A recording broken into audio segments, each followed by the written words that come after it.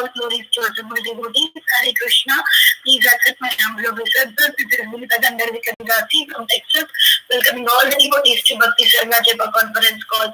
I thank all of you for attending this session. Please forgive me for interrupting your ecstatic chanting. Let us move on to the next part of the session, which is Sri Caitanya Caritamrita class. Me, I know who all joined this morning.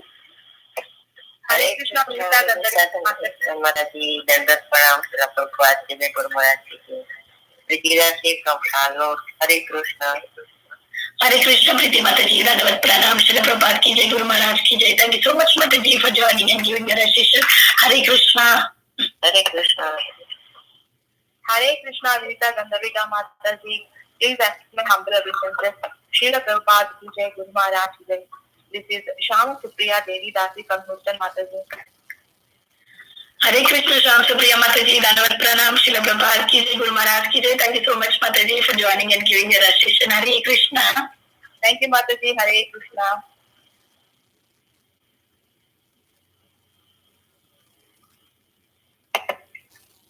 Hare Krishna. Is there anybody who would like to introduce themselves? Hare Krishna, Mataji. Hare Krishna, Guru Maharaj.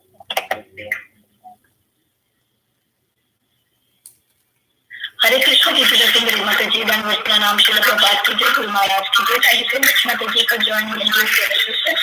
Hare Krishna. Hare Krishna, Gandhavika Mataji. Please accept my humble obeisances. Glories to Srila Prabhupada, glories to Guru Maharaj.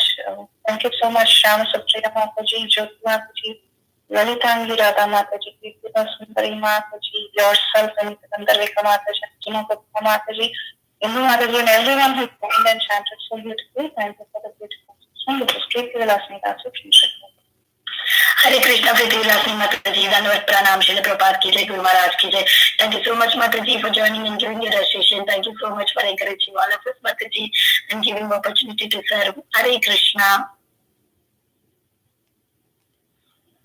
Hare Krishna, Gandhavika Mataji. Please accept my humble obeisances. All glories to Srila Prabhupada and Guru Maharaj. This is Andana Gopika Dasi.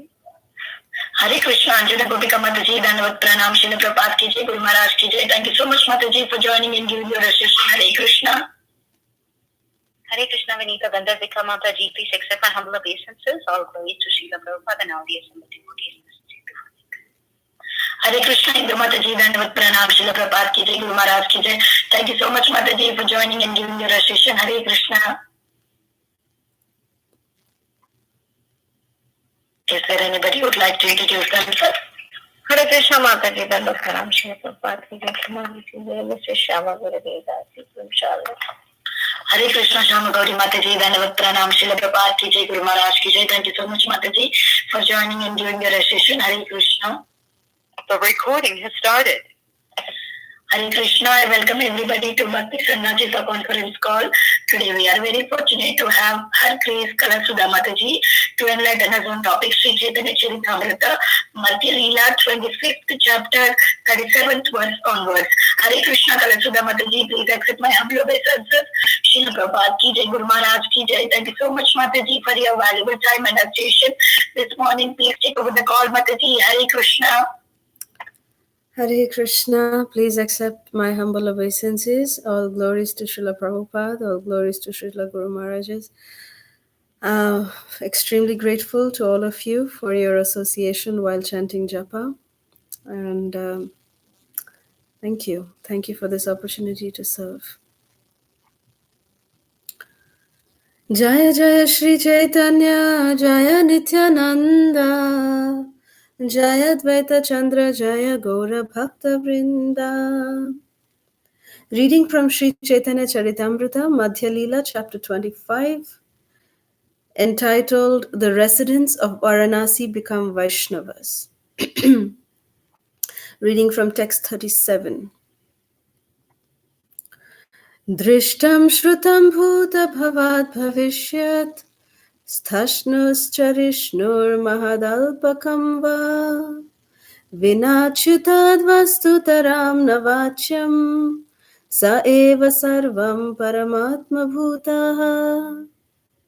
Translation: Lord Sri Krishna, the Supreme Personality of Godhead, is the cause of all causes. He is past, present, and future, and He is the movable and immovable. He is the greatest and the smallest, and He is visible and directly experienced. He is celebrated in the Vedic literature.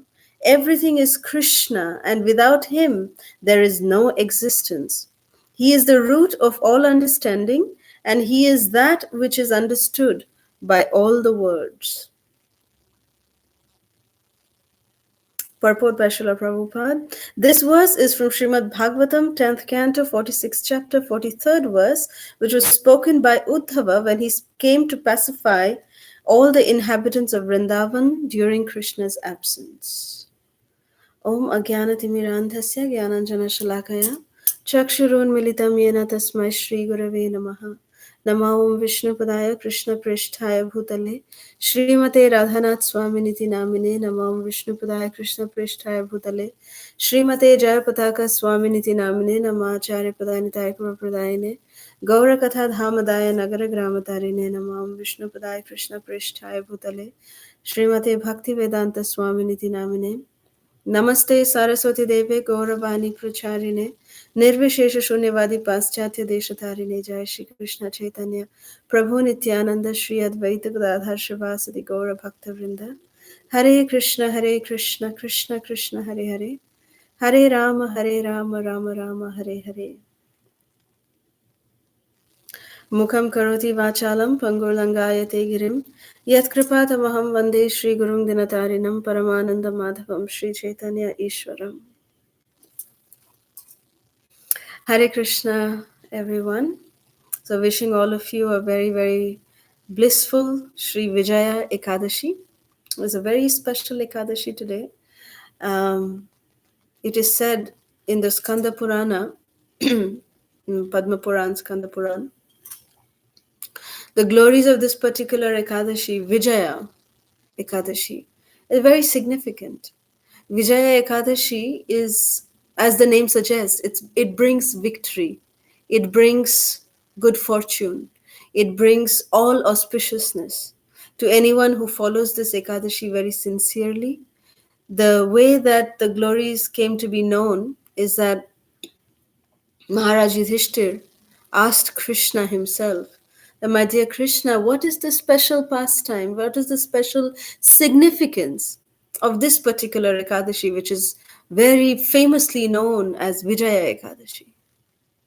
So Vijaya Ekadashi, then Krishna went on to explain that one time Narad Muni, the transcendental spaceman, he asked his father, his blessed father, Lord Brahma himself, about the glories of this Ekadashi.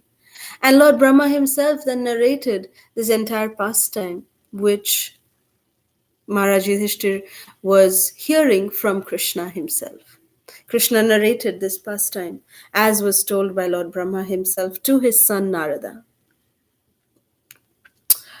So Krishna went on to explain that when in Treta Yuga, when Lord Ramachandra was exiled to the forest along, and Mother Sita very virtuously followed him into the forest, and also very protectively followed, even Lakshman followed his brother and his, Mother Sita. So all three of them were in the forest, and when they stayed in Panchavati for a long time, Lord Ram and Lakshman were helping the sages of Dandakaranya. They were, doing all these activities, and how we know that one time, by the arrangement and the divine providence of the Lord himself, Mother Sita was kidnapped by Ravana, and then by the will of providence, Lord Ram teamed up with Sugriva and the entire monkey army, and then the monkey armies were sent in 4 directions by Sugriva to search for Mother Sita. And we all know how Hanuman was the one who became victorious. He came back with the news that Mother Sita is in Lanka. And he came back with that news back to Lord Ram. And Lord Ram was so happy, and they all marched towards Lanka. They all came to the shores of Lanka. When they reached to the shores of Lanka, Lord Ramachandra was baffled, seeing this huge ocean in front of him, and he inquired from Lakshmana, his brother, that, my dear Lakshman, how should we cross this, huge ocean? It's impossible to do this, and we have an army of monkeys. How are we going to do this? So Lakshmana said that there is one rishi, one yogi, one great ascetic Muni who is staying nearby. His name is Bakad al-Bhaya, very special yogi. And this yogi has been there for many, many, many, many ages. So he should be able to help us and give us how we can actually do this impossible task of crossing over the ocean along with all our armies. How can we do that? So let us go to him, and he will tell us what to do. So as soon as Lord Ram and Lakshmana, along with Hanuman, Sugriva, they came to the hermitage of this Bakad Albhaya Muni. Immediately when he saw Ram and Lakshman, the great Rishi could immediately recognize that this is Lord Vishnu himself, and this is Lord Balaram himself. He could immediately recognize. And he offered obeisances to Lord Ram, and Ram, offered obeisances. He is Maryada Purushottam. So Lord Ram offered his obeisances to Bakad Albhaya Muni, and he said that I have embarked on this great mission of destroying the 10-headed Ravana. But now this, insurmountable task of crossing the ocean is in front of us. Not only do I have to cross, but the entire army of monkeys have to cross, and we have to reach Sri Lanka. How can we do that? So then Bakar al-Bhai Muni said, my dear Lord Ram, you are the all-knowing personality of Godhead. But just so that you are so kind upon me that you have come to me to ask about the glories of a particular day that you want the world to know. So I'm so grateful to you, my Lord, that you are engaging me in this service to be an instrument of how you can achieve success. And then he said that this Vijaya Ekadashi is coming up. So on this day, you can take the Muni gave detailed explanation of how Lord Ram and the entire army can actually do a fast on this particular day. He said that from the previous day of Ekadashi, have a pot which is made of clay or copper or gold or silver, any clay, a pot, and then fill it with water with mango leaves on the side, and then place a coconut, and then worship it with incense and camphor and sandalwood and fire, ghee lamp. And then and stay awake the previous night of Ekadashi. Then when Ekadashi sets in, take a bath in the ocean, and then come back and worship the kalash filled with water, and then continue to fast the entire day. And then that night of Ekadashi, also stay awake beside this water pot. And then the next day when Dwadashi comes, at the fixed muhurta of the Paran time, immerse this water into the ocean and give this in charity to a qualified Brahmana. Give some charity to a qualified Brahmana, and then break your fast. And by just simply observing this Ekadashi, you will be guaranteed of all success. You will know what to do after this. So Lord Ramachandra, along with the entire monkey army, they all performed with great, sincerity. They performed this vrata of Ekadashi. And we know the result of it, that how Lord Ramachandra was superbly victorious. Lord Ramachandra then, with the inconceivable help of Nal and Neel monkeys, that they had received the curse that whatever they throw inside the water, it will never sink. Because they were very notorious monkeys when in their childhood, and they would come and disturb the sages. And they would throw their kamandalu, they would throw their clothes, they would throw everything into the water, because they were really mischievous monkeys. So the sages got so disturbed by the mischievous activities of this Nal and Neel that the sages cursed the two boys, the two monkeys, saying that whatever you throw will never sink. It'll always keep floating. But you'll forget this curse. And when it is time for you to utilize this curse in the service of the Lord, you will be reminded of it. So then, after the following of this Vijaya Ekadashi Vrata, Jambuvan, who was the most knowledgeable, the most elderly of the army, he came and reminded Nal and Neel that this is your curse and now it is time for you to remember it and throw these stones so that we can build a bridge across to Lanka. And they tried to throw it, but then it was sinking also. Then Hanuman said, I have a nice way to do it. They immediately said Ram on each of the stones, and then taking that stone, Nal and Neel threw the stone into the water, and then they started floating. It's a very sweet pastime. So Nal and Neel, building the bridge across the ocean to Lanka, and then the entire army of monkeys crossing the ocean along with Lord Ramachandra, Lakshmana, and then they defeating Ravana and coming back victorious with Mother Sita back to Ayodhya. The credit was given by Lord Ramachandra himself for all this victory. He gave the credit to the following of this particular Ekadashi, this Vijaya Ekadashi. So therefore it is mentioned in the Skanda Purana that anybody who listens to these glories of this Ekadashi and follows with great sincerity, follows this Vrata, is blessed with all auspiciousness, all victory, and ultimately devotion to Krishna. So wishing everyone again a very, very happy Vijaya Ekadashi. And coming back to the verse that we read today, this is the verse from the 10th canto of Srimad Bhagavatam. We all know this particular chapter, that one of the Mahaprabhu is in Varanasi, and one of the disciples of Prakashananda Saraswati, who is a great Mayavadi, he came to meet Mahaprabhu in the house of this Maharashtrian Brahmana where Mahaprabhu was staying.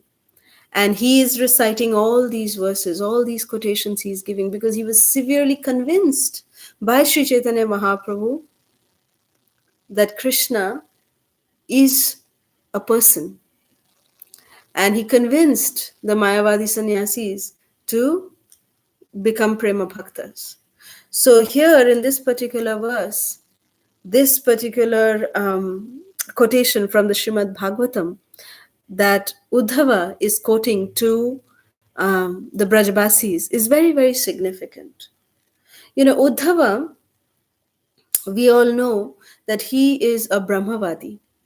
Uddhava, before he was a Jnana Mishra Bhakta. He was a Brahmavadi. Brahmavadi means that, we all know that, the supreme absolute truth can be realized in 3 stages, which is Brahman, Paramatma, and Bhagavan. Brahman means those who believe in the Brahma Jyoti effulgence of the Lord, that is supreme.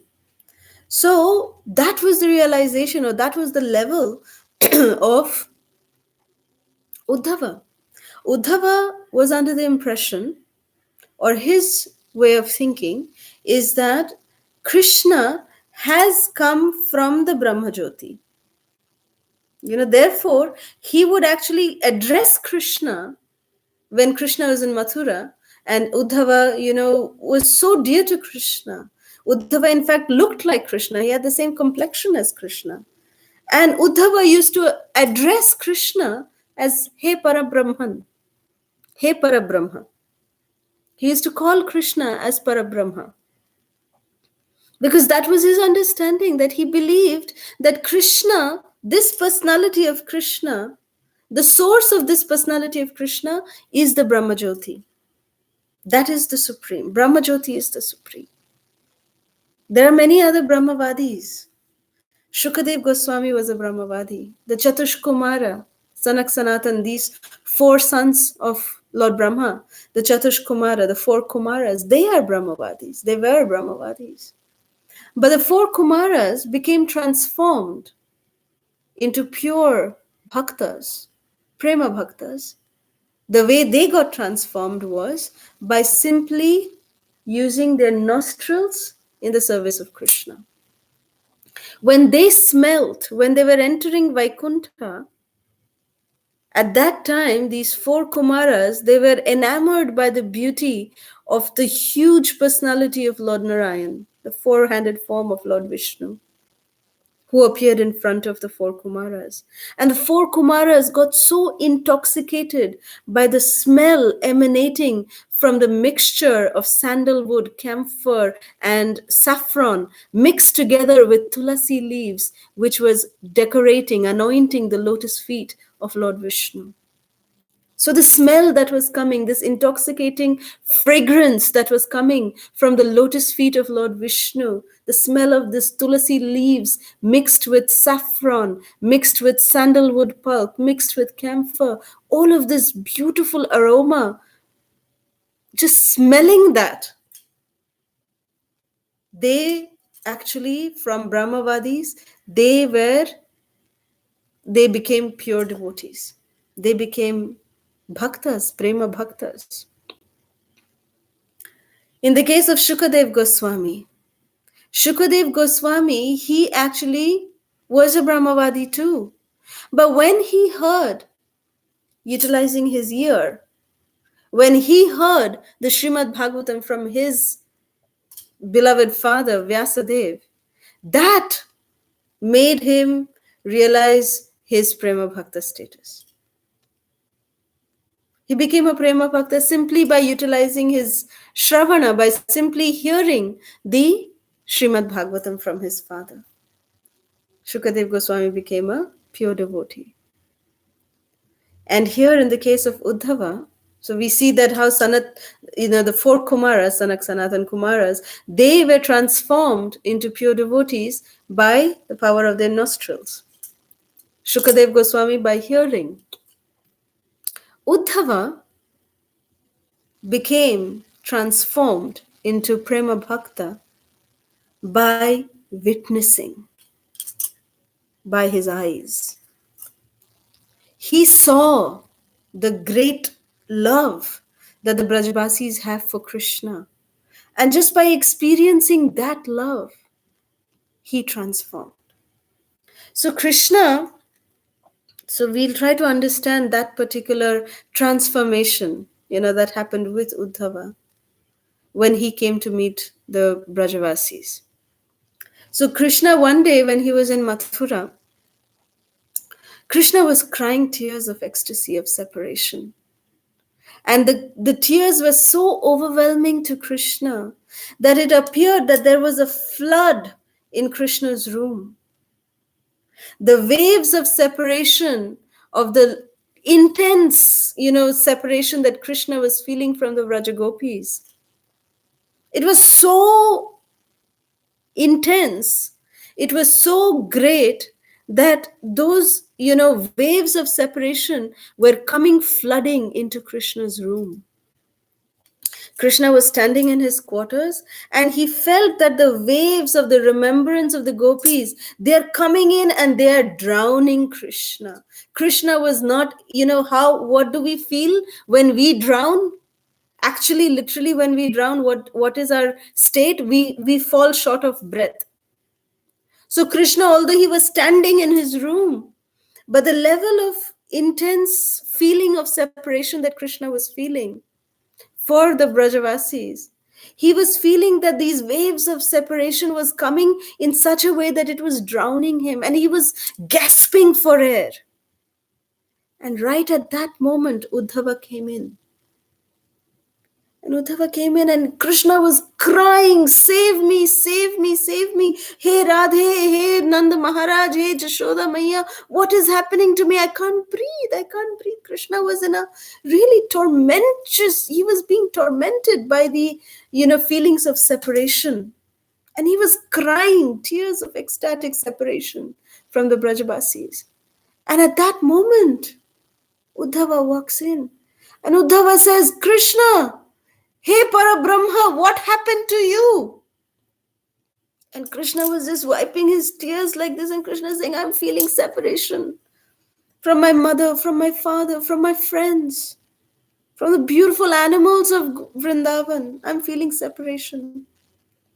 And then Uddhava came, and he, with his lotus hands, he wiped out the tears of Krishna. And he said to Krishna that, you are Parabrahma. You are Param Brahma. You are crying. You have tears in your eyes. That's not very nice. Parabrahma is actually supposed to be on a level who is above all this emotional, sentimental kinds of feelings. Uddhava was giving knowledge to Krishna because he was very proud of his knowledge. Uddhava was a Jnana Mishra Bhakta and a Brahmavadi.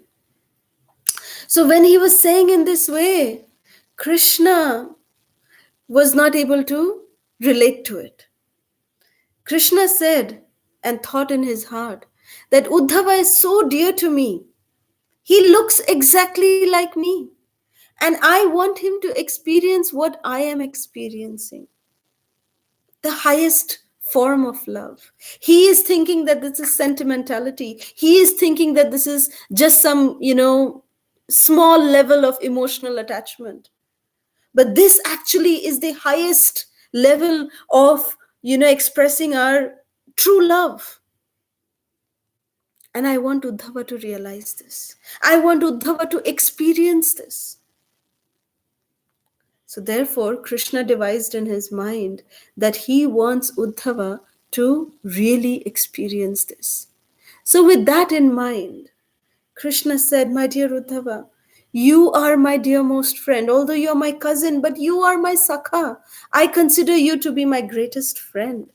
And Uddhava said, yes, I am your friend. Tell me, what do you want me to do? He said, yes, I have this one favor I ask you, that please, I have written this letter. There's a letter for my mother. There's a letter for my father.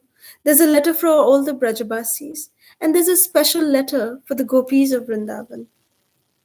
Can you please take these letters and read it to them? Go to Vrindavan, visit them, and please, they're in great anxiety in separation from me. So please help them. So Uddhava said, okay, don't worry, Krishna. Along with delivering your letter, just like how I was able to pacify you, you were crying, now you stopped crying, listening to my words of jnana. So I will also go to Vrindavan, and they are crying in emotional, love of God and all that. That's all very lowly. I will give them jnana. I will give them what is actually higher dimensions. I will give them that knowledge. You don't worry, Krishna. I will go and take care of them. So Uddhava, very confidently, he thought that with his jnana, or with his knowledge of, Brahma Vadi, he can go and pacify the Brajabasis. So with this understanding, when he was leaving the room of Krishna, Krishna was smiling that, my dear Uddhava, I'll be waiting. The day that you return from Vrindavan, you would have been transformed, and I'm going to be waiting for that day to come, to embrace you that day. So please go, and may you be victorious. So Uddhava went. A chariot was arranged for Uddhava that would take him to Vrindavan. And when he reached, Uddhava got on his chariot with all the letters of Krishna. And then he started his journey towards Vrindavan. And when he started his journey, when he came towards the outskirts of Vrindavan, at that time, Hare Krishna.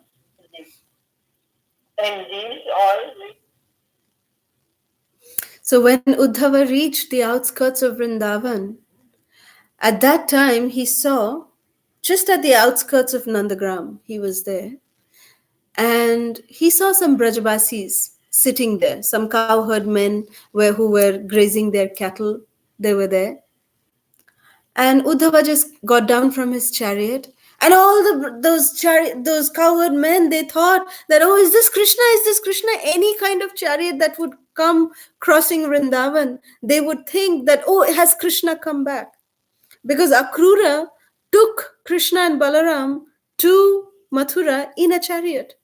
So anytime any chariot would pass by, they would all say, oh, is Krishna back? Is Krishna back? So all these cowherd men who were at the outskirts of Vrindavan, they actually came running to the chariot. And Uddhava, from a distance, he looks exactly like Krishna. They said, oh, Kanha has come, Kanha has come. They came running to the chariot. And as soon as they saw Uddhava, they said, no, this is someone who looks like our Kanha. But this is not our Kanha. Where is Kanha? Who are you? So Uddhava said, I am Uddhava, and I come from Mathura with Krishna's message for all of you. So can you please tell me, I actually have to first go and meet Krishna's Mata and his Pita, Nanda Maharaj and Jashoda Maya. So can you tell me how I can go? What is the direction to go to Nanda Maharaj and Jashoda Maya's house? Can you point me to their home? So the Brajbasi said, yes, it is very simple. You see this Neher? Neher means like a stream, like a stream of water, like it's not a lake, it's not a pond, but it's a flowing stream of water. It's called a Neher. So then the Brajbasi said, you see this Neher? You see the stream of water that is coming? You just follow this stream, and where the stream ends, that is the palace of Nanda Maharaj and Jashoda Maya. So then Uddhava said, really, this Neher? But I left Jamuna behind. I just crossed the Jamuna. So is this like a branch of the Jamuna that is here? What? Because streams, they are actually branches of a river. So Uddhava inquired, which, branch of which river is this? So then the Brajbasi said, no. This is not any branch of any river. It's not a branch out. No. This actually is the tears that Mother Jashoda and Nanda Maharaj, since the day that Krishna left Vrindavan, they have been crying. Unstoppable. Incessantly they have been crying. And their tears have created this Neher. This stream has been created by their tears of separation. So just follow this tears of, stream, and you will reach their home. Uddhava was shocked hearing this. So Uddhava climbed back on his chariot, and he, started following through on the, shores of this stream. And lo and behold, where the stream ended was the palace of Nanda and Jashoda. And it looked like as if, people are not, just like how a ghost haunted place would look. A big mansion which is, having cobwebs all around, and, as if no one stays there. That's how this glorious mansion of Nanda Maharaj was looking. It is right in the center, of the city of Vrindavan. But because there was, that place had become lifeless without Krishna, Uddhava was shocked to see. He asked some of the neighbors, is there anyone staying here? Where is Nanda Baba and Jashoda Maya? And everyone said, yes, they are staying there. Please go. Go inside. You'll find them. So Uddhava, got down from his chariot. He walked inside and he opened the door. The door opened with a creaking sound. And, there were cobwebs all around, nest of birds, and the big nest was falling on his head. It's as if, no one stays there. No one can be living over there. And then suddenly, he saw that there was one old lady who had become so old that she had, she was literally bent like this, she couldn't even lift her head and walk. She had a stick in her hand and she was all shriveled up. And then there was one old man who was sitting in the side and he was coughing. And then this old lady looked up, who is this? And he said, I am Uddhava, Krishna's cousin, Krishna's friend. I have come with a message from Krishna. And seeing who it was actually Mother Jashoda. Mother Jashoda, when Krishna was there, she appeared to be in the epitome of her youth, although she was so elderly. But when Krishna was present, she was so youthful. Nanda Baba was so, ruggedly handsome man, although he was so elderly. But that was the surcharging energy of Krishna. But when Krishna left from Vrindavan, it was like he sucked out the energy from Nanda Maharaj and Jashoda Maya. They were just their bodies, frail, delicate bodies were there. It was just connected, their life was connected to their, the body and soul was just together, that's all. They were so much in great, miserable condition. And seeing that, Uddhava could not control his tears. His tears were automatically rolling down that how can someone love someone so much? How can anyone love someone so much? How is it possible? So much love that in the separation of that person, a person can be reduced to this kind of condition? How is it possible? Uddhava was shocked and he couldn't control his tears at all. And Uddhava, he offered his obeisances to Nanda Maharaj, to Jashoda Maya. And Jashoda Maya said, how is my Kanha? How is he doing? And then Uddhava said, yes, I have a letter for you from Krishna. And, Yashoda Maya said, yes, I will listen to the letter, but you have come from my son's home. You have come as my son has sent you for me. I want to do something for you first. Wait. You have come from a long journey, my dear son. You please sit down for a little while. Just you take care of, getting relaxed a little bit. I will arrange something for you to eat. Mother Jashoda went slowly. She couldn't even walk. She was going to her kitchen, but there was nothing in her kitchen. So she went to her neighbors and said, Uddhava from Krishna's palace has come to see me. And I don't have anything to offer to him. Can you give me little milk, rice and sugar so I can make him little sweet rice? So immediately the Brajavasis gave Mother Jashoda some milk, some rice, some sugar, and Mother Jashoda came to the kitchen. She immediately made some very, very delicious sweet rice for Uddhava. And she came with that, with one bowl of sweet rice. She came and she offered it to Uddhava. Seeing this kind of love, Uddhava was completely moved. He said, what is this am I seeing? He was astonished to witness this kind of love. And then Mother Jashoda said, please eat. He said, but the letter, I have Krishna's letter for you. Mother Jashoda said, for me, this is enough. That Krishna has sent you for me, that is enough for me. I don't want to, you can read the letter later. But first you eat. I want to serve you first. You have come. Krishna has sent you. So please, you first be relaxed. You eat. That is the mood of service. So much love Mother Jashoda had for Uddhava because Krishna had sent him. So seeing that, experiencing that, Uddhava was really, really moved. And he finished that bowl of, transcendentally tasting sweet rice. And then he read the letter that Krishna had sent for Mother Jashoda and to Nanda Maharaj. And then begging for, their blessings, Uddhava came out and he read the letters to the Brajbasis, to the elderly cowherd men and women. And then Srimati Radharani and the gopis, they had already heard news that Uddhava has come. Krishna has sent one of his cousins. So the gopis were waiting for Uddhava to come to them.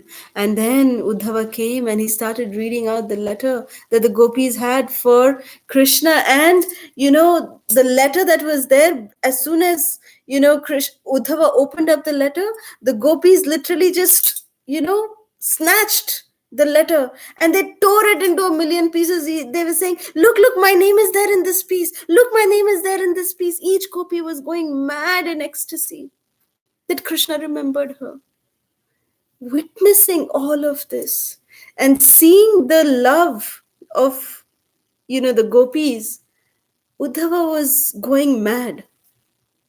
And then Uddhava said, I have a special message for Sri Radhe. Where is she? Where is your Swamini? So then the gopi said, you want to meet her? Come, we'll take you to her. So then Uddhava was brought by the gopis to see Srimati Radharani. And Srimati Radharani was just sitting with her hand on her head and tears were rolling down her, two beautiful cheeks. And she was constantly crying. Then the gopis said, see, this is what your cousin has made of our Swamini. Our Swamini, when she would look up, the sun would rise. But look at her now. The flowers would bloom when Sri Radhe would walk. Everything in Vrindavan would become lively when Srimati Radharani would just, sway her hands like this. But look at her now. She's become lifeless. And seeing her become lifeless, everything in Vrindavan has also become lifeless. So seeing the mood of Srimati Radharani, that was the epitome for Uddhava. Uddhava fell like a stick at the lotus feet of Srimati Radharani. And that moment was the point of transformation for Uddhava. Witnessing this unconditional and the supreme love of separation that the gopis of Vrindavan are feeling for Krishna, Uddhava immediately transformed from a Jnana Mishra Bhakta, from a Brahmavadi, he transformed to a Prema Bhakta. And that's when he prayed to Krishna that, my dear Krishna, please allow me to become a blade of grass in Vrindavan so that the Vraja gopis, when they walk, they will put their lotus feet, the dust of their lotus feet upon my head. So till today, Uddhava is residing in Vrindavan as a creeper, as a blade of grass. So special. So Uddhava's, this is his transformation and this is what he is claiming. That Krishna, he used to be a Brahmavadi, but his statements here, that Krishna is both movable and immovable, and he is visible and he can be directly experienced. That was the realization that Uddhava got by just witnessing the pure love that the Brajbasis have for Krishna. So on today's day, on this day, glorious day of Ekadashi, we pray at the lotus feet of Uddhava, we pray at the lotus feet of the Brajabasis, we pray at the lotus feet of Sri Gauranga Mahaprabhu, who is none other than Krishna himself in the glorious mood of Srimati Radharani, to allow us to follow in the footsteps of the Brajavadhus. Gopi Bharta Pada Kamalayor Dasa Dasa Dasanudas. So with this mood, let us do our Ekadashi Vrata, so that we can become victorious, so that Vijaya, we can be victorious in our attempt to chant the holy name sincerely, to serve the devotees selflessly, to remain in the association of devotees eternally. So with this prayer, we will conclude today. If there's any questions, comments, or reflections, we can take that now. Thank you very much. Hare Krishna. Srila Prabhupada ki jai.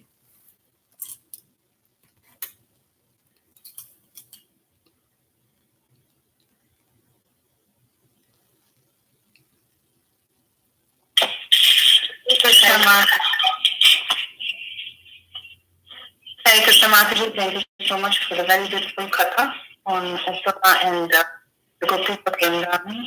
Thank you so much, Mataji. If anyone has any questions or comments? Hare Krishna Kalasudha Mataji, Dandavat Pranam. Thank you so much for a very nice class, Mataji, about the Ekadashi and also about the pastime of Uddhava in Vrindavan. Very beautiful pastime, Mataji. Thank you. Hare Krishna. Thank you so much, Gandharvika. Hare Krishna. Hare Krishna. Thank you for a wonderful class. I just came on the last 10 minutes, so I didn't hear the beginning of the class. But I have a question, and I'm not sure. Well, I'll just ask my question. Yes. You know, with my material thinking, this type of love seems so painful. Yes. So how are we to understand? I mean, that whole mood of separation. I mean, how do we? And I can't even wrap my mind around it. I can't wrap my feelings. If that makes sense. I can't comprehend the depth of that and how something that appears so painful can actually be so sweet. And I don't know if I would be able to even explain it to you, but that's my question. How do we understand? Okay. Very good question. Very good question. This mood of Vipralambha means service in separation. That is the mood that Sri Chaitanya Mahaprabhu has shown us how to experience. He has given us the way that we can experience that. And that is more sweeter than Sambhoga. Because Sambhoga means, which is union, Sambhoga means, yes, we are in unity now, but then there is going to be some separation. So the love that we feel during separation is greater than the love that we feel while in Sambhoga. So therefore, Vipralambha is actually considered to be more, it's the highest form of experiencing pure love of God. But yes, how do we experience that? The answer is given in Chaitanya Caritamrita himself, in itself, by Srila Krishnadas Kaviraj Goswami. He says that, he gives the example that if you have hot sugarcane molasses, this is something that, hot sugar candy, I don't know, in Bengal, it's very, very popular. So it's hot sugar candy, basically. It's hot, but it's sweet. It's so good. But if you don't eat it carefully, you can burn your tongue. But because, there is the fear of burning your tongue, but because it is so sweet and it is so tasty, it is so delicious, you can't stop eating it also at the same time. Although there is the fear of burning ourselves. But because it is so tasty, we can't stop eating. And we eat it with great caution, but the taste is to eat it while it's hot. That is the example that is given in Chaitanya Charitamrita. Hot sugar candy. So Krishna Prema and the service of separation, service in separation, is something like that. Like all of us, we are not, so to speak, physically connected with Srila Prabhupada. We are not physically connected to our spiritual masters right now. But we are continuing to render our services to them. We feel the connection to Srila Prabhupada. We feel the connection to our spiritual masters. We feel the connect to each other. Like, I know that you are sitting there in your own home, but I am talking to you and I feel connected to you. Although physically we are not connected. We are so far from each other. But we feel that connect. That's because it is a heart-to-heart connection. And because we are connected when we follow the instructions given by the great acharyas, when we follow that instruction, we remain connected to them physically also.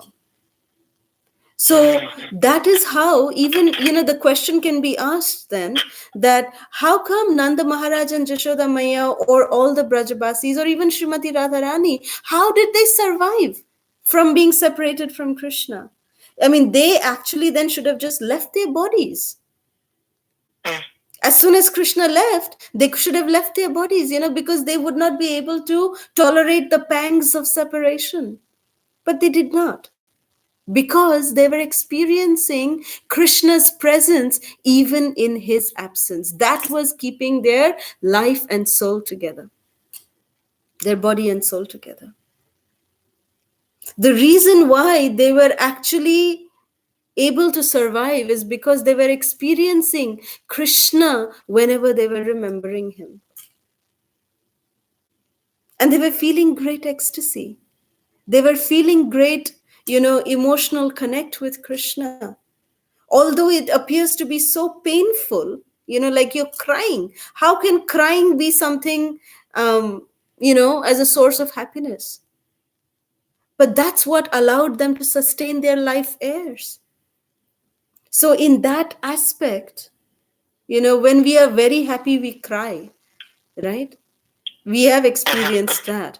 So that's how, for us in this initial stages of our Krishna consciousness, for us to able to understand this aspect of Vipralamba Seva, we should understand that when we are very, very happy, we tend to cry.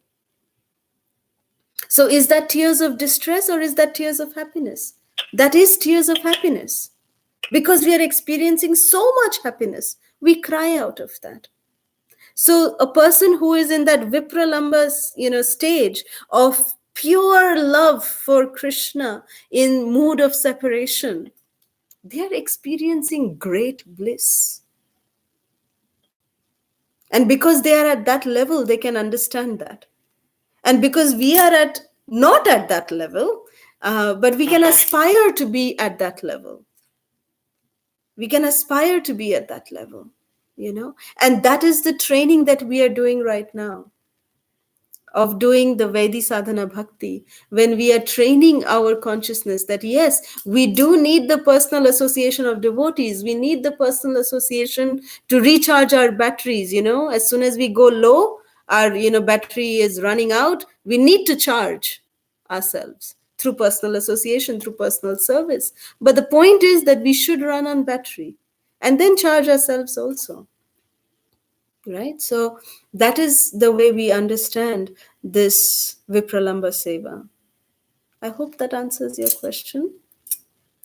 The sugar candy example helped. It definitely did.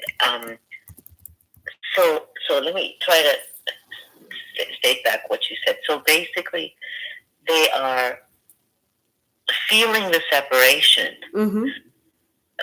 physically, but because they are continuously meditating upon their association with Krishna, upon all their pastimes with Krishna, they are with him. Yes. Not with him and with him at the same time, because his pastimes, Lila, Gunada, everything is the same as he is. Correct. So he's feeling separation as well as union, kind of simultaneously. Yes.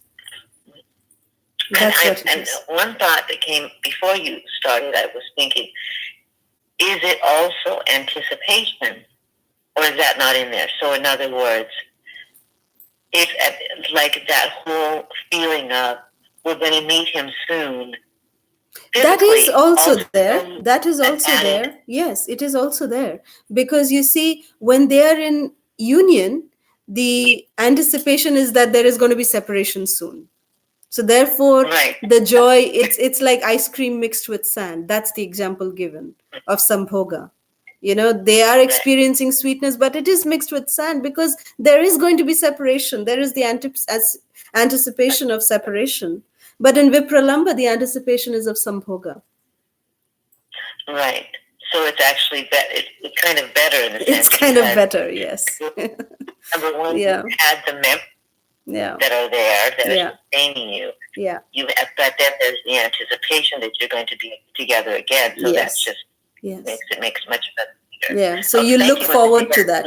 That desire of looking forward to that service keeps them going, Well, it's just like when you said with our Guru Maharaj, is the anticipation of we're going to be able to see him soon. Yes. Remember the time we spent with Guru Maharaj, and then we're going to see him soon. That just like we're so excited and so happy. So thank you, Mataji. That really helped. Thank you. Thank you so much. Hare Krishna.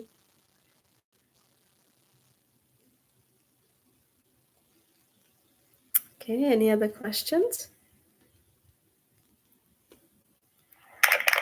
Hare Krishna, Mataji.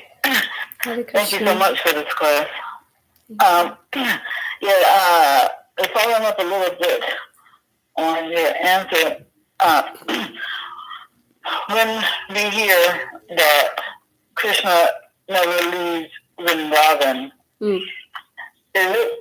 do we say that because even after he leaves physically, he still remains, but in a different form, a form that is called his Bhava manifestation, Yes. which is that feeling of that experience of Krishna's presence, that the gopis will feel like how you were explaining, this heart-to-heart connection, even though the person isn't physically present. You know, that heart-to-heart experience of the person, even though they're not physically present. Yeah. Which I think is called Bhava manifestation. That's right. Is that why? Okay, so it's because of that manifestation that we say that he never actually leaves Vrindavan. That's right. Is it? Yes, that's absolutely right. Okay. Yes. I have one other question is, I was actually surprised to hear that Uddhava, before he went to Vrindavan, he felt that Krishna's impersonal feature was the supreme. Yes. Because we do hear that outside of Vrindavan, he was, I think nobody was closer to Krishna than Uddhava. That's right. That's right. Yes. And so to hear that somebody with that kind of relationship could think that, his impersonal feature was superior to that personal relationship he was experiencing.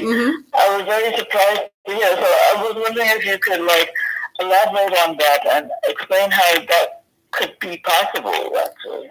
Well, there's nothing impossible to that. You see, there are so many people who are, not just, Krishna, when he was present here on this planet in Dwapar Yuga, there were people who were of different varieties of life and who were at different stages of their spirituality that were close to Krishna. Even Duryodhan was very close to Krishna. In fact, because, Duryodhan and Dushasan and all the other boys, the Kauravas basically, Krishna had a very joking relationship with them, and but they were very envious of Krishna. Although it's Krishna, the Supreme Personality of Godhead, but they were envious of Krishna, So that is a possibility. Wait, they were envious and close to him at the same time? Yeah. What do you mean they were close to him? No, they were close to him. Of course they were close to him. Close to him in the sense they were like family, So they were close to him. In terms of, let's say, let's for lack of a better word, let's say biologically close, but not in terms of relationship. Not in terms of relationship, because they were so envious of Krishna. Let's take Shishupal. Right. Let's take Shishupal. Shishupal, every time he would meet Krishna, he was Krishna's own cousin. So he used to associate with Krishna so closely, but he was so envious of Krishna. He would chastise and criticize Krishna like anything, so closely associated with Krishna. He would be in and out with Krishna. And Krishna promised his mother that he would forgive him 100 times. So we can imagine how close a person needs to be to offend another person 100 times. That's how close, Shishupal was to Krishna. So there's nothing that is impossible, that Uddhava, that's why I said he's a Jnana Mishra Bhakta. He knew that Krishna is supreme, no doubt about it. He knew that Krishna is supreme, but the source of this physical form of Krishna is Parabrahma, is the Brahma Jyoti. He knew that Brahma Jyoti is the source of this personality of Krishna. not the other way around, which is the actual fact. He thought that the physical form of Krishna is coming from Brahmajyoti. But Krishna is also very special because he's coming from that Brahmajyoti. So that was his understanding of Krishna, which is the Brahmavadi philosophy, you know. So therefore, when Krishna saw that, Uddhava has the pride, of his learning, his education, and he is, going towards this Brahmavadi direction, Krishna couldn't take that. Krishna wanted to transform him, and therefore Krishna sent him to Vrindavan to the Brajabasis. But when Uddhava met the Brajabasis and saw how in love they were with him, with Krishna, what was to keep him from thinking that they too, just like he himself had so much love for Krishna, yet he thought that Krishna was coming from Brahmajyoti. I don't understand why he wouldn't think that the Brajavasis had the same conception that this person that they're so madly in love with is also coming from Brahmajyoti. See, when you experience, when you see this kind of pure love, when you see this kind of,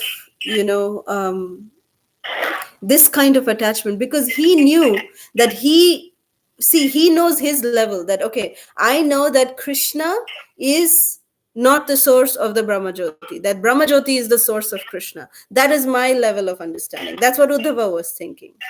But then he had to see something higher than what he's experiencing to believe that no, that means that this personality is the source of Brahmajyoti. It could change. Why did the notion of the Chatushkumara, the 4 Kumaras, change when they smelled the tulasi from the lotus feet of Lord Narayan? Why did Shukadev Goswami's perception change? Why did he transform? Just by listening to Srimad Bhagavatam? Just by listening to the glories. And here, Uddhava experienced, he saw, he witnessed the love that the Brajavasis have for Krishna, and that was his transformation. So he knew what his level is. So something higher when he sees, then he will understand that, yes, that means what I am experiencing is lower, and what they are experiencing is definitely higher. That is the knowledge. You see? Mataji, isn't it also, this is another thought that I was having, isn't it also like in the Brahmajyoti there's only, I don't remember now, is it Sat and Chit, and there's no Ananda, or? It's only Sat. It's only Sat, actually. Okay, so isn't that also one of the things, so even though he's feeling is in the Brahmajyoti, he can only feel that Sat? Only just till Sat. He can only feel Sat. He can't feel Chit. He can't feel Ananda. Right. So then he could know. So those two aspects are two more aspects than what he's feeling. So then he could see the difference. Yes, exactly. He's not feeling that Ananda and the he was not feeling the Ananda. He was not experiencing anything. But he had to see to believe, See, right. Brahmavadis actually, let me put it this way, why he is called as a Brahmavadi or a Jnana Mishra Bhakta. Jnana Mishra Bhaktas, they know that there is Brahman, Paramatma, Bhagavan. They know that. But they attach themselves to the Brahman level of understanding. They feel that they just feel attached to that level, and that's what is the absolute truth for them at their level. Because they experience only that Sat. But on a knowledgeable aspect factor, it is there on just in theory that that these levels also exist. But according to my knowledge, it is all subservient to what I know. That's what they feel. That's what they believe in. You understand? So therefore, when they actually experience that chit and ananda, that's what transforms them. It is easy to transform a Brahmavadi to a pure devotee. It's very easy to do that.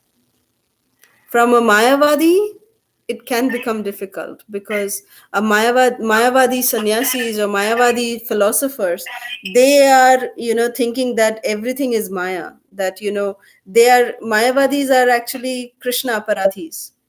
So they feel that, Krishna is also Maya. Everything is Maya. That's Mayavad philosophy. So in some way, they are actually very offensive. But Brahmavadis are not offensive. They are just very happy and satisfied in their in their Brahman effulgence of Krishna. They are meditating on the Parabrahma. That's their happiness according to their level.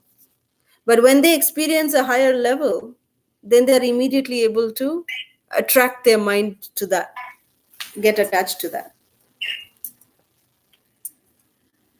So does that answer your question? Yeah, so, it's, we were just saying that they don't experience Ananda, they don't experience the chit. Mm-hmm. But if you are having a relationship like Uddhava was with Krishna, mm-hmm. I would think that maybe you don't experience the Ananda of having, let's say that most personal relationship with Krishna, like those who are Bhagavan realize. But you must, if you're having a loving relationship with Krishna, it seems like that in itself has to be Ananda. In other words, I don't think you can have a relationship with Krishna without experiencing some level of Ananda. Well, see, Ananda. It's not the Ananda of the Brajbasis, but correct. Ananda. In other words, I feel like it's not like all or nothing. It's just only chit, only sat, only Ananda. There must be like some varying degrees of those things. It's not the fullest, but to some degree, no? The thing is that, see, when Krishna was crying, I'll give you this example. When Krishna was actually crying, when Uddhava walked into the room, he said that, Krishna, you are doing this out of sentimentality. He told Krishna that Krishna, you're doing this out of sentimentality. And he started giving knowledge to Krishna that, you should not think that they are your parents. You should not think that, this life you're with them, next life you'll be with someone else. He was giving this kind of knowledge to Krishna. So that was his level of interactions with Krishna. It was based on jnana. It was not based on any kind of ananda there, Of course, whatever ananda is there in the sat level or in the chit level is just, it's not that ananda of the level of, what you said, but their level of, it's not ananda actually. It's not bliss. The definition of bliss is something different, which can be experienced only when we are establishing our loving relationship with Krishna, when we recognize him to be the personality of Godhead, the Supreme Personality of Godhead, the source of everything. That is when we can actually relish Ananda, true bliss. Otherwise, we don't experience Ananda. I'll give you an example. The example can be that, okay, look, I am a citizen of this particular, nation, and I have a relationship with the president. I do. Every citizen has a relationship with the president. Yes or no? We do. We all do. Correct? But that relationship is to the level that the president might not even know that I exist. I don't even know what the president does in his day-to-day activities because I'm completely cut off. I'm very satisfied that, yes, I know that there is a president. I know that I am in my own life and I'm following the rules and regulations of the president. But I don't know what he's doing. He doesn't know what I'm doing. But on the other hand, there's the family of the president. They know in and out what the president is doing, that what he's doing during the day, what he's doing during the night. They know everything about the president. They have a relationship with the president. So their love for the president is going to be there. Can we say that we love the president? Yeah, we'll say it formally, because if I don't say it, then probably I won't be able to continue to stay in this nation. I'll say it, yeah, I love the president. But do I really love him? Love him? Really? No. Yeah. You see? So that's the The level of difference. intimacy, yeah. So that's the difference. Okay. You touched on one other thing that troubles me also is, the idea that, like, when the four Kumars, they smelled the tulsi leaves that were, I don't know, mixed with camphor or whatever else, that concept of smelling the tulsi leaves transforming their relationship. Mm-hmm. Because I know we do say that it's devotional service, but somehow or other, I do have difficulty making that transition, just by smelling the tulsi leaves, Mm-hmm. how they went from being Gyanis basically to being in love with Krishna. Mm-hmm. I don't know if you can help me bridge that gap.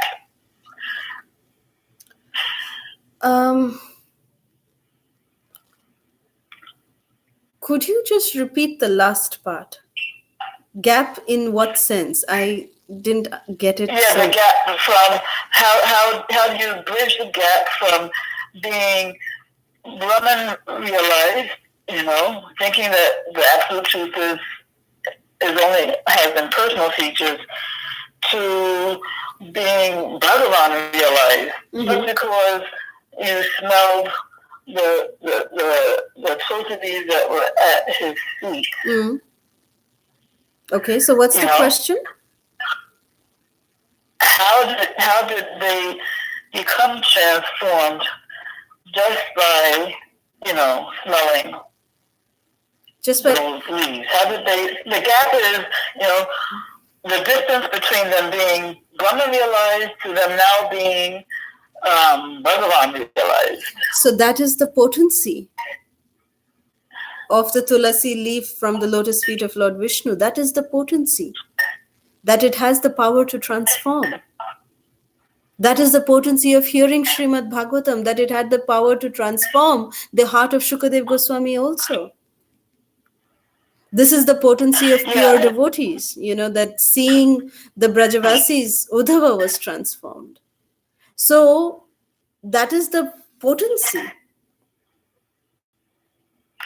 So just by smelling the leaves, you can go from thinking that the absolute truth has no features to now just because I smell the leaves, I now understand in my heart that it has that potency. It has that potency. Must have personal features. Yes. Absolutely. And that is the reason why Srila Prabhupada included all of these aspects in our, practical application of devotional service. We see that, during Darshanarti, we are offered tulasi leaf that has been offered to the lotus feet of the Lord. We get that tulasi leaf, which is dipped in sandalwood, and we smell it and we honor it. Why do we take prasad? We take prasad so that our mind can be cleansed, our hearts can be cleansed. We are taking prasad as the remnants. We are chanting the holy names. We are listening to Srimad Bhagavatam. We are associating with devotees. We are associating and serving pure devotees, our Guru Varga. So we are following all of these aspects, all these limbs of devotional service, which helps us in transforming. So we are actually following the footsteps of these great souls. Uddhava, the four Kumaras, Shukadev Goswami himself. We are doing all of that simply by us following the path that Srila Prabhupada has chalked down for us. If we simply do that, then we are actually following in their footsteps. That is the glory of our Acharya, Srila Prabhupada. He has given us all the limbs of Krishna consciousness, which will immediately help us in transforming. Now, the question can be asked that, well, Shukadev Goswami heard it when he was in his mother's womb and he got transformed. These four Kumaras, they smelt the leaves once and they got transformed. Uddhava saw the Vrajavasis once and he got transformed. We are going on for years. Why are we not getting transformed? We are listening to Srimad Bhagavatam every day. Why are we not getting transformed? With what intent are we doing it? Offenses, right? It's with what intent are we doing it? With what intent are we doing our devotional service? That is the thing that we need to understand. If we are doing it with the motivation that, yeah, well, it's a way of life, yeah, I'll do it, I'm dragging myself, yeah, it's a chore that I'm doing. If we are doing it in that way, then it will take us quite some time. But if we are doing it with the sense of urgency, with the sense of the utmost sincerity that Krishna, please help me, I want to do this service, I want to be engaged in your loving service, Krishna, please help me, he will help. It's a moment by moment surrender that we need to do to Krishna, and Krishna will take care. He has promised he will take care. But it's interesting though that, all of these examples that you cited, Uddhava, the four Kumaras, and so on, when they engaged in the activity that transformed them, Mm-hmm. they did not do that with that kind of, they didn't have that kind of intention. It's like it happened to them without their even trying for it. That's what we think. That's what we are thinking. Because they couldn't try for it because they didn't even realize that,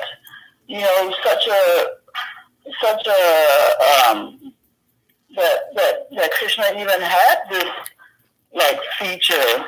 Okay, let me tell you one thing. Let me ask you one thing. What was the great qualification of Kamsa or Shishupal or even Ravana to be directly killed by the lotus hands of Krishna? They were great demons, yes, and they were demons in their, they had done so much sinful activities, so much sins they had committed. So they were at the topmost of their level, and therefore Krishna had to come personally to take care of them. So even these Brahmavadis, like Uddhava or Shukadev Goswami or the four Kumaras, they're at the topmost level of their Brahmavad level also. So from there, automatically, Krishna would take them to the next level. Krishna would automatically do that. He will give the exposure, and if they're taking it, they will take it. It's not like, how did Khatvanga Maharaj, when he was asked the question that, what do you want by the Devatas? And he said, how much long do I have to live? And in one moment, Khatvanga Maharaj was able to surrender to Krishna. He was able to surrender to Krishna and he went back home, back to God. And in one moment, he did that. How did he do that? Why did he do that? He did not have that, like say, for example, even Gajendra, if you see Gajendra, or if you see Ajamil, when he was calling out for his son, he was not calling out Narayan. Why did the Vishnu Dutas come? He was calling out for his son. Why did the Vishnu Dutas come to get him? Why did the Vishnu Dutas fight with the Yamadutas for Ajamil's soul? Why did they do that? It's because of the previous activities that Ajamil had done. And Krishna never forgets.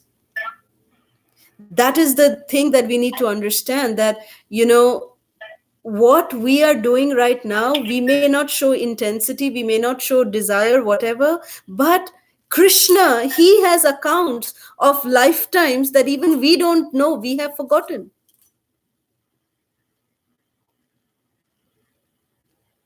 Krishna never forgot the devotional practices of Ajamil. And that's why Krishna came. Krishna sent his Vishnu Dutas for Ajamil to give him a second chance. So that's the glory of Krishna, that Krishna never forgets. So with Uddhava, what is Uddhava's previous life? How much of perfection Uddhava has reached, to be able to be at the level of a Brahmavadi. And therefore now in this lifetime, he is now given the opportunity. He was given the opportunity and the choice was his, whether he would become a Prema Bhakta or not. Krishna never forces, but he gives opportunities. So similarly, we can also ask the question that we did not want to take up Krishna consciousness at the age that we did. Why did we get Krishna consciousness when we were not even wanting it? Did we want when we took up Krishna consciousness? We got it by the mercy of the devotees. So that's where mercy comes in. That's where previous karmas come in. All of those aspects combine together to make us recipients of the Lord's mercy. It's not just desire of this lifetime. It's also our previous desires also that happen. I hope that answers your question. Yeah, so it's a combination of things, because as you were saying, as you just said, we've done, I guess, some devotional service in the past, but so we get some mercy in this lifetime, some mercy in the form of opportunity, right, in this lifetime. But then how we respond to that mercy is exactly. So, like with the four Kumaras, they got the opportunity because, I guess, of their history. Yes. But then when they had the opportunity, they took then it. they went for it. They took so when you say that, with what intensity are you responding to the opportunity? I mean, the difference between us, and the four Kumaras, most of us have received tulsi leaves from Krishna's lotus feet, right? Mm-hmm. But I guess the difference is that, in the case of four Kumaras, I don't know. I guess they don't have the material attachments that they didn't have the material attachments that kind of diminished their desire for Krishna, whereas we who have received the tulsis also, our attachment to material desires, that keeps us from experiencing the entire thing. Yes, that's one reason. Yes, but it is a combination of many things. It's not just one reason. You see, it's a combination of many because things. there's also offenses also. Yes. Right? Yes. It's a combination of many things. Yeah. And also, it's also just mystical. I think it's, we can't intellectually try and figure out how just smelling the tulsi leaves can make a person,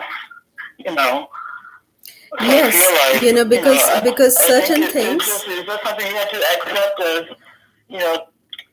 the way Krishna does it. Exactly, because one of the aspects is mystical in that way. One of the aspects of this, one of the reasoning for this is also Krishna himself.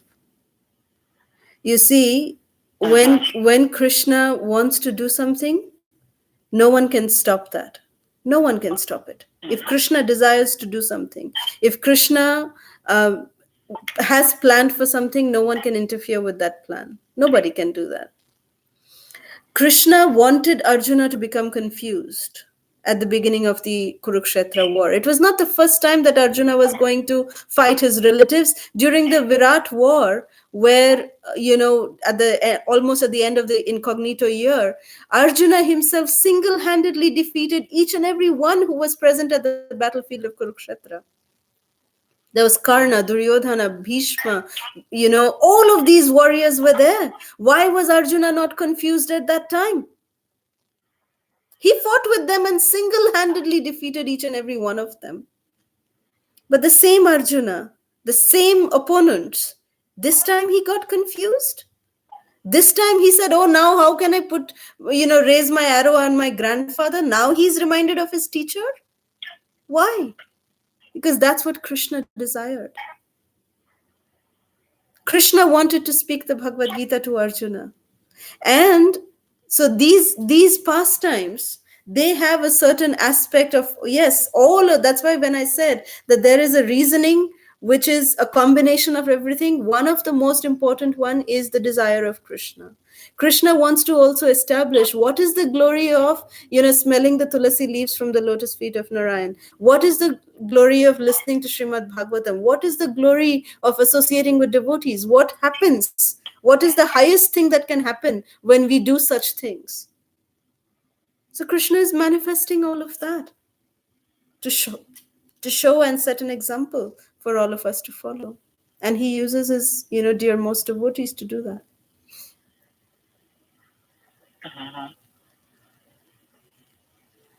Okay, Mataji, thank you so much. It was very interesting conversation.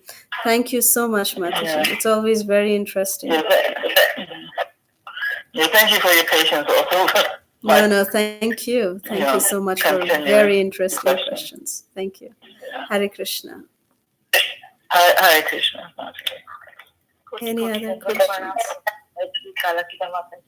Can you please sing one bhajan for one question from all of us? Hare Krishna, Vrinda Gopika Mataji. Sure, I can definitely sing. I hope there's no more questions. We can just... Krishna, and thank you so much, Mataji, for this class. Mataji, I have one question. Mataji. Yes, Anjana Gopika Mataji, yes. Mataji, Sukadev Goswami, actually, when you were reading the story, Sukadev Goswami, he was in previous life in Sukha of Radharani. Yes. And then how he can be a... See, that is the desire of Krishna. In Shukadev Goswami's case, that is the desire of Krishna. That Krishna wanted to establish what is the glory of listening to Srimad Bhagavatam. So therefore, Shukadev Goswami, when he first appeared, he was a Brahmavadi. And that is why this aspect of Krishna's desiring comes into being. That Krishna uses his dearmost devotee. Why did, even Bhishma Pitama, who is a pure devotee, why did he side with the Kauravas? He knew that that is adharma. He knew that that is not proper. But still Bhishma Pitama went and sided that side. Krishna is showing that even if you are my pure devotee, if you are on the side of the adharma, you will face no victory. You will have to be moved. So Krishna uses his devotees to make certain points, to make certain things known to people in general. He uses his dearmost devotees. Who are Kamsa? Who are, Dantavakra and Shushupal? Who are Ravana? Who are all these people? They are none other than Jaya and Vijaya, who are the guards of the Vaikuntha planet. Krishna used them to become great demons because Krishna had itching in his hands and he wanted to fight. So he did that with Jaya and Vijaya. He uses his devotees, and his devotees love to be utilized in the service of Krishna, to be used as instruments in the mission of Krishna himself, to make certain things known to the people in general, to set certain examples for the people in general. So although Shukadev Goswami is the glorious Shuka, Sri Shuka, who resides on the left hand of Srimati Radharani, that is the position of Sri Shuka.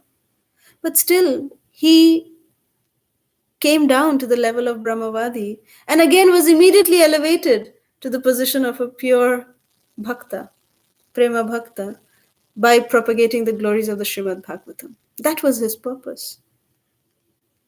A very nice question, Mataji. Very nice question.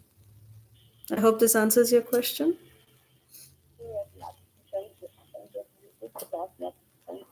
Hare Krishna.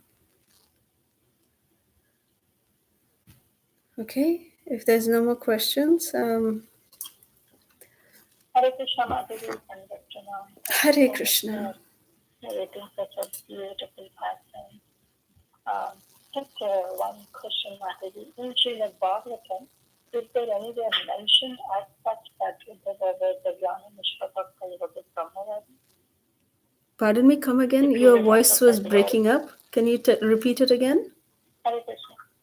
Yeah, Mataji, in Srimad Bhagavatam, is there anywhere mentioned, if you remember the word for any, where Prabhupada mentions that Uddhava was a Jnana Mishra Bhakta, Uddhava was a Brahmavadi? I will send that quote to you. I'll send it in the group. Yeah. Thank you. Yeah. Thank you so much, Mataji. Thank you, Hare Krishna. Any other questions?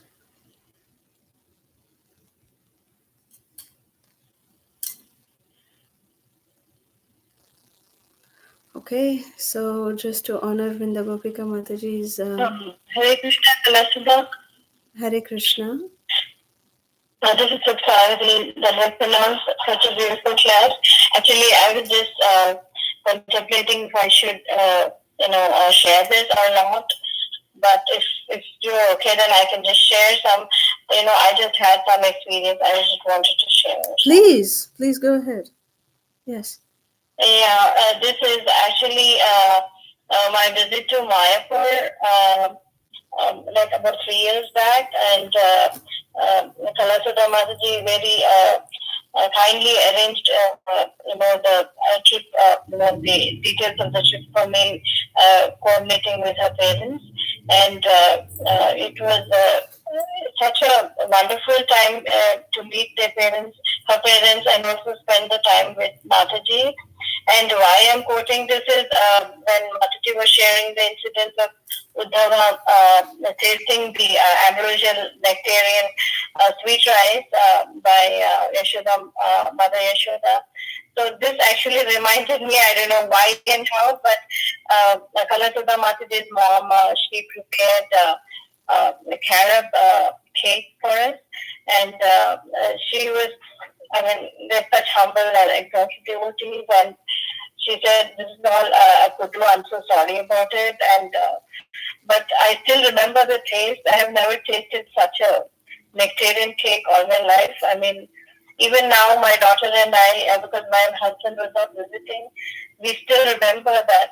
Whenever there is a carrot cake, we just compare it to that carrot cake which Mataji made, and so much of love and affection Mataji has. So, we are very indebted to all their family for all their love and affection. I don't know, I was reminded of this when she mentioned the sweet rice, so I just thought I would share. Thank you so much, Mataji. Please convey my dandas pranams to Mataji and Babaji, please. Thank you, dear Kasagari, for sharing that. Very sweet of you. Thank you. Any other comments, questions?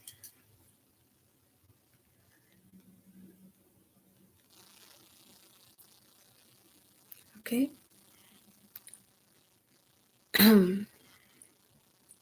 So I'll just recite 2 verses from Gopi Geet as a conclusion. So sorry that we've gone overboard today with the time, but just to honor Vrinda Gopika Mataji, as 2 quick verses from Shri Gopi Geet. Madhuraya gira valguvakyaya buddha manognaya pushkare kshana vidhikari rima viramoyati adharasi dhuna pyayayasvana tava kathamritam tapta jivanam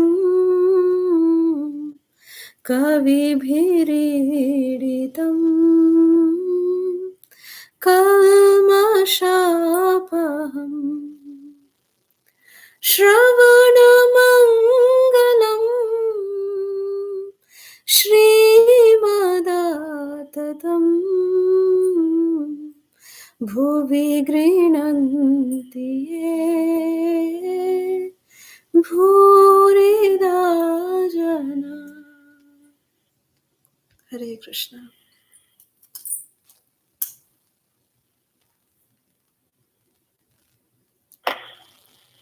Thank you, Mataji, for the beautiful song.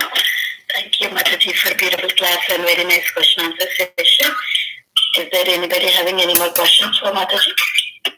Thank you, Mataji. Koti Koti Dandavat Pranam. Shri Gopi Gita ki jai. Shita Prabhupada Vandam ki jai. Mataji, today I complete 52 and turn 53. Please pray for me that my head is always laid down in the service of Vaishnava and Srila Prabhupada and Srila Gurudev. Today is your appearance day? No, just birthday, Mataji. Hare Krishna to you, Hare Krishna to you, Hare Krishna, dear Vrinda Gopika Mataji, Hare Krishna to you. May you never take birth again, may you never take birth again. May Krishna always bless you, Hare Krishna to you. Vanchakalpatarubhyascha kripa sindhubhya eva cha patitanam pavanebhyo vaishnavebhyo namo namaha. Jai Vrinda Gopika Mataji ki jai. Wish you a very, very happy birthday, dearest Mataji. May Shri Radha Gopinathji shower their choicest blessings upon you always. Hare Krishna. Mataji, Hari Hari.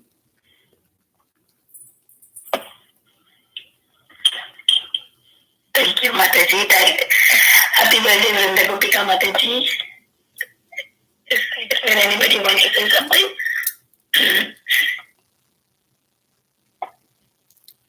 Okay, if there is nothing, we can end the call here by offering obeisances to Mataji and all the Vaishnavas. Vanchakalpatarubhyascha kripasindhubhya cha patitanam pavanebhyo vaishnavebhyo namo namah. Ananta Koti Vaishnavavrinda ki jai. Srila Prabhupada ki jai. Har Kala Sudha Mataji ki jai. Ananta Koti Vaishnava Vrinda ki jai. Thank you all so much. This session is no longer being recorded. Thank you, Kala Sudha Mataji. Koti Koti Dandavat Pranam. Hare Krishna. Hare